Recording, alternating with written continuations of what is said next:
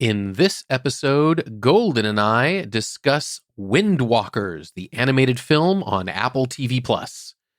Full speed ahead. The Omega Beam. Full power.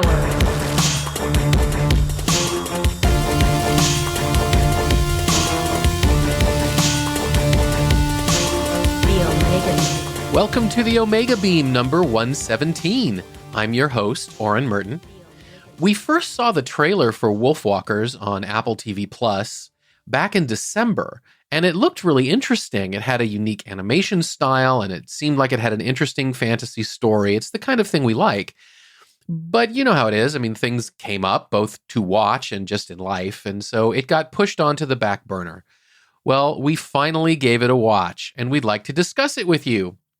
This is one of those stories in which the trailer doesn't give too much away about how the plot moves, so we don't either.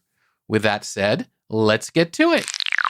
I am here with Golden to talk about Wolfwalkers, a 2020 animated movie that was on Apple TV Plus in the USA and probably some other countries. It is Apple TV's first animated movie. First animated movie, yeah, and it's a trilogy from the director. The directors Tom Moore and Ross Stewart have done a Irish folklore trilogy, The Secret of Kells, Song of the Sea, and this is the third one, Wolfwalkers. And we have not seen the first two yet. We haven't. I'd heard of the first one because it was nominated for an Academy Award, but I never actually saw it.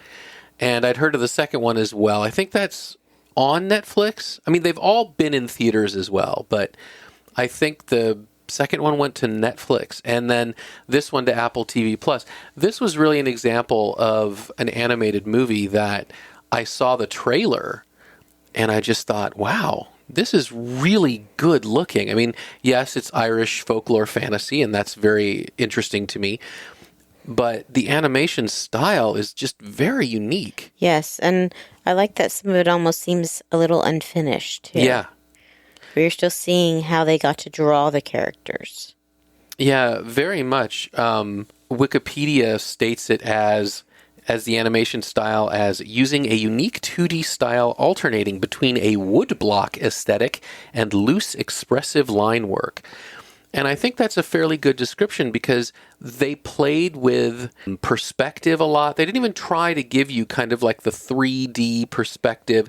They used illustration almost in a medieval way. Yeah, and they have like the town is, instead of being in the distance, it's kind of in the distance, but it's propped up so you can see the town. And a lot of it does look like what you would find in the margins of a medieval manuscript as far as how the monks would have illustrated it. And it gives it a unique aesthetic because it uses modern animation techniques. I mean, it's 2D, but still, it's got the fluid motion and the colors are blended in a way that was done in a computer and things like that. But then the actual art looks both anachronistic and completely unique. It's really its own thing. I mean, they're the only ones out there doing this. And it's just really fantastic to see. And then they had a really good story on top of it. The color palette's really nice. Yeah. The characters all have their own unique feel to them. Mm-hmm.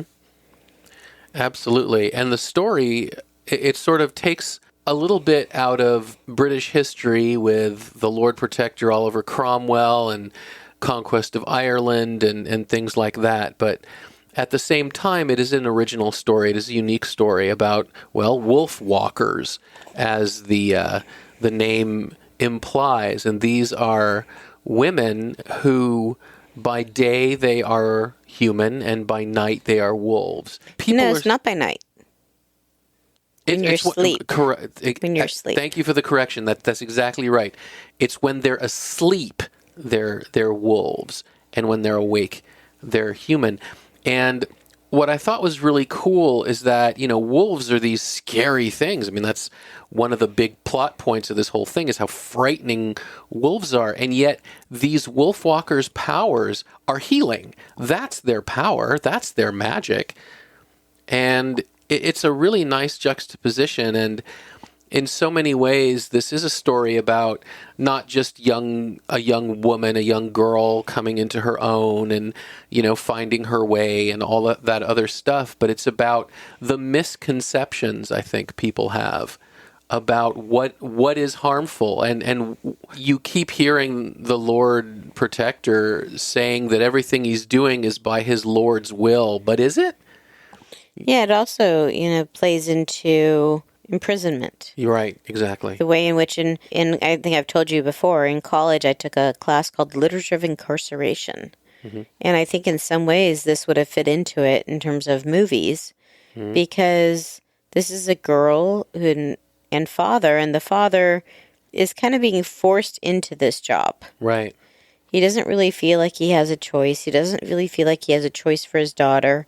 He feels like the only way to keep them both safe is to follow the Lord Protector. Right. So they're in their own imprisonment.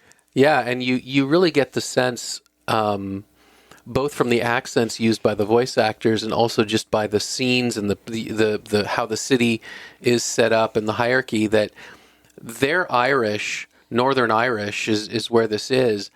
But our heroes, the Goodfellows, are from Northern England. They're from Yorkshire or whatever, and they're clearly lower class. I mean, they're clearly more or less at the Lord Protector's bidding, and it does, like you were saying, it creates these sort of levels, if you will, of incarceration, where you've got the big hunter Robin Goodfellow, or Bill Goodfellow, who's a prisoner of the Lord Protector.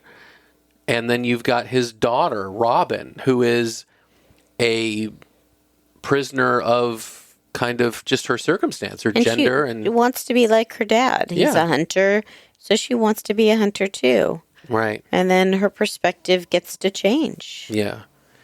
As to what she really wants. Definitely.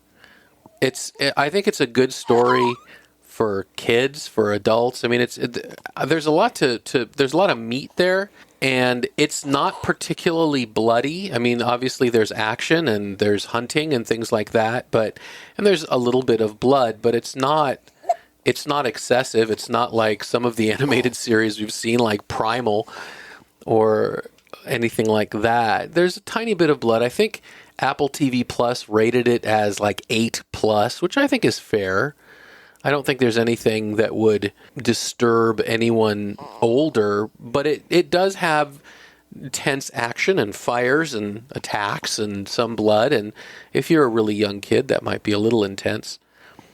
But I was very impressed with how good this was, how artistic this was. The voice acting's good, the music is good, the plot is good. If you haven't seen the trailer, then by all means, watch it. It doesn't give too much away, and that's one of the reasons I'm being very vague about the plot, because the trailer is careful not to give away anything other than the fact that there are Wolfwalkers, and there is a town, and there are hunters, and there is the Lord Protector. So I'm trying to keep it to that.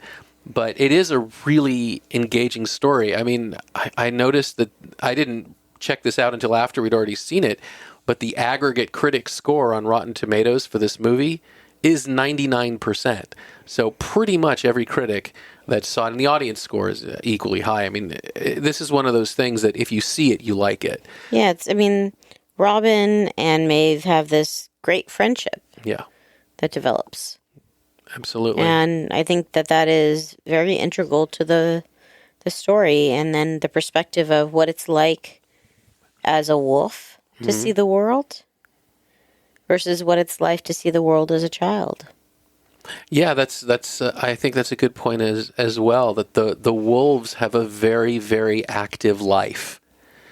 And they have, it's not dumb brutes and versus humans. Parents just want to protect their young. Definitely, I would absolutely recommend this. If yes. If you, I don't know if it's streaming around the globe on various services other than Apple TV Plus, because here in the US it's If you're just Apple TV if you're Plus. looking for a quality movie to sit down and watch with the family, I think it has something for everyone. Yeah, I would absolutely agree with that. And it's not terribly long. It's a little bit longer than the average animated film. It was like an hour and 42 minutes, they said. Take a break. But yeah, it's not excessively long. I mean, animated movies tend to be shorter than theatrical films. So yeah, this was very enjoyable. I'm very glad we caught it. Well, thank you, Golden. You're welcome.